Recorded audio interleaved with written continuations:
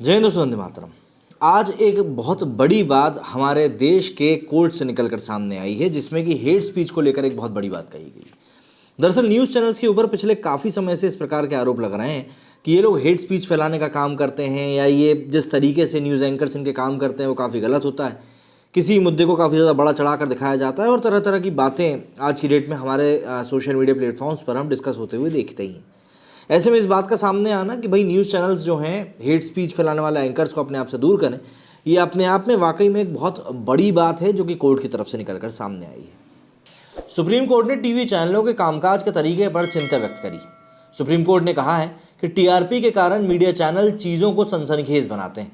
साथ ही कोर्ट ने सख्ती दिखाते हुए कहा है कि नफरत फैलाने वाले एंकरों को ऑफ एयर किया जाए और प्रसारण से हटाया जाए। दरअसल सुप्रीम कोर्ट में हेट स्पीच के खिलाफ कार्रवाई की मांग करते हुए कुछ याचिकाएं दायर करी गई। इन पर सुनवाई करते हुए जस्टिस के.एम. जोसेफ और बी.वी. नागरत्ना की बेंच ने कहा है कि नफरत फैलाने वाली बातें देश के लिए बड़ा खतरा है। उन्होंने कहा है कि सब कुछ टीआरपी से चलता है। चैनल एक दूसरे के खिलाफ प्रतिस्पर्धा कर रहे हैं, वो चीज़ों को सनसनीखेज बनाते हैं और एक एजेंडा परोसते हैं। विजुअल्स के कारण आप समाज में विभाजन पैदा करते हैं। न्यूज़पेपर की तुलना में विजुअल्स मीडियम ज़्यादा लोगों को प्रभावित करता है। क्या हमारे दर्शक ऐसा कंटेंट देखने के लिए पूरी तरह से मैच्योर हैं? जस्टिस जोसेफ ने न्यूज़ ब्रॉडकास्टर्स और डिजिटल एसोसिएशन मतलब कि एनबीएसए के वकील से पूछा कि अगर टीवी कार्यक्रम का एंकर ही समस्या का हिस्सा है तो क्या किया जा सकता है। एनबीएसए को पक्षपात नहीं करना चाहिए। उन्होंने सवाल दागा कि आपने कितनी बार एंकर्स को हटाया। सुप्रीम कोर्ट ने आगे कहा कि लाइव कार्यक्रम में निष्पक्षता की जवाबदेही एंकर के पास ही होती है। यदि एंकर ही निष्पक्ष नहीं है और वो किसी एक पक्ष को प्रोजेक्ट करना चाहेगा तो वो दूसरे पक्ष को म्यूट कर ही देगा, किसी एक पक्ष पर सवाल नहीं उठाएगा। एक तरह से ये पक्षपात होगा। जस्टिस के जोसेफ ने यह भी कहा कि मीडिया के कुछ लोगों को भी सीखना चाहिए। उन्हें यह देखना होगा कि वे बड़ी ताकत की तरह हैं। वे लोग टीवी पर जो भी कुछ कह रहे हैं उसे पूरा देश देखता है, लोग उससे प्रभावित होते हैं और मीडिया के लोगों को ये समझना चाहिए कि उन्हें अपने मन की बात कहने का अधिकार नहीं। उन्होंने ये भी कहा कि जो एंकर प्रोग्राम कोड का उल्लंघन कर रहे हैं उन्हें हटाकर उन पर भारी भरकम जुर्माना लगाया जाना चाहिए। कोर्ट ने मीडिया की भाषा पर चिंता जताते हुए यह भी कहा कि जब कोई टीवी चैनल लोगों को बुलाता है तो लोगों को गालियां दी जाती। एग्जाम्पल के लिए हाल ही में एक व्यक्ति को हवाई जहाज में पेशाब करते हुए पकड़े जाने घटना के बाद मीडिया ने जिस तरह के शब्दों का इस्तेमाल किया वो एक अंडर ट्रायल है। कृपया किसी को बदनाम ना करें, सभी की अपनी गरिमा है। इस सुनवाई के दौरान एनबीएसए की ओर से कहा गया कि वो मामलों का निपटारा कर रहे हैं, विवादित वीडियो हटा देते हैं, लेकिन सुदर्शन, रिपब्लिक टीवी जैसे कुछ चैनल उनकी सदस्यता का हिस्सा नहीं। इस सुनवाई में कोर्ट के सवालों का जवाब देते हुए उत्तराखंड सरकार ने कहा कि उनके द्वारा हेट स्पीच के कुल 118 मामले दर्ज किए गए। इनमें से 23 स्वतः संज्ञान के मामले हैं, वहीं 95 एफआईआर शिकायतों के आधार पर दर्ज करी गई। यूपी सरकार की ओर से कहा गया कि उनके द्वारा कुल 581 मामले दर्ज किए गए हैं। इनमें से 160 मुकदमे स्वतः संज्ञान के बाद दर्ज किए गए।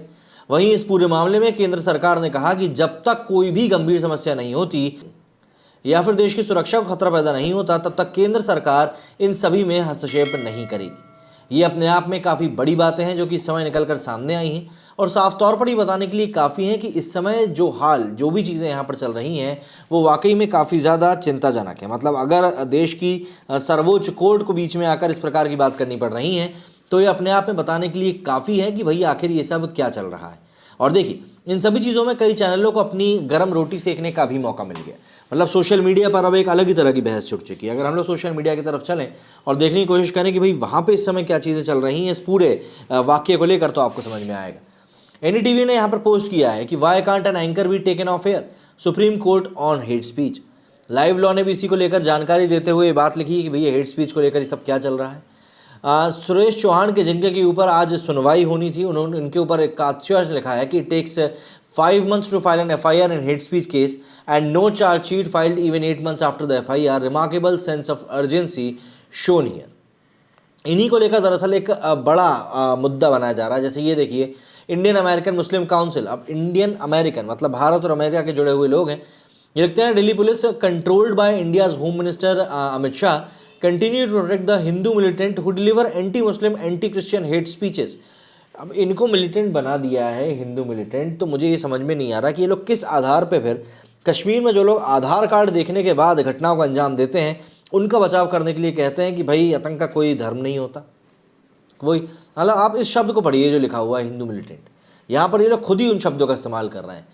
आई disagree with what you said, therefore what you said is hate speech. अच्छा, ये भी एक मुद्दा है भैया। ये महाशय का तो वीडियो इस समय काफ़ी ज़्यादा वायरल हो रहा है, जिसमें कि इन्होंने कहा है कि भैया वो लोग आपके दोस्त नहीं हैं, उनसे बिल्कुल दूर रहो। अगर न्यूज़ एंकर या उनके मैनेजमेंट के खिलाफ एक्शन हुआ तो सब लाइन में आएंगे। टीवी न्यूज़ कंटेंट पर सुप्रीम कोर्ट की तल्ख टिप्पणी हुई है ये। तो इस तरीके से कई सारे लोग हैं जो कि ये बातें कह रहे हैं कि भैया ये हेट स्पीच का मामला है। TV channels are creating divisions being dictated by those who fund them, says Supreme Court. मतलब ये मामले हैं तो देखिए काफ़ी ज़्यादा मतलब हैरान करने वाले, परेशान करने वाले, लेकिन वही मुद्दे की बात है। सुरेश चौहान के आज काफ़ी ज़्यादा सुर्खियों में है। वैसे भी इन्होंने क्या लिखा है भैया, I could picturise BJP sending the, जोर जोर से बोल के सबको स्कीम बता दे, meme to the Supreme Court in response to why no arrest in Dharma Sansad hate speech. अच्छा हाँ, धर्म संसद का जो पूरा मामला हुआ था उसमें कोई भी अरेस्ट नहीं हुआ था, उसी को लेकर है। यहाँ पर सुरेश चौहान के हेट स्पीच मामले में एफआईआर दर्ज करने में 5 महीने क्यों लगे। सीजीआई चंद्रचूड़ दिल्ली पुलिस को लगाई फटकार, पूछा अब तक कितनी गिरफ्तारी की गई है। सभी लोग अपनी अपनी बात रख रहे हैं, मुद्दा बस यही है। हर तरफ की बातें निकल कर सामने आ रही हैं, सरकार के ऊपर भी उंगलियां उठाई जा रही हैं, जहां पर सरकार ने ये बात स्पष्ट कर दी है कि भैया हम हस्तक्षेप तब तक नहीं करेंगे जब तक कि देश की सुरक्षा का सवाल नहीं आता। अब आप लोग बताइए कि आप लोगों का इस पूरे मामले पर क्या कहना है, कमेंट करके। मेरे वीडियो फिलहाल इतना ही। जय हिंद, जय भारत।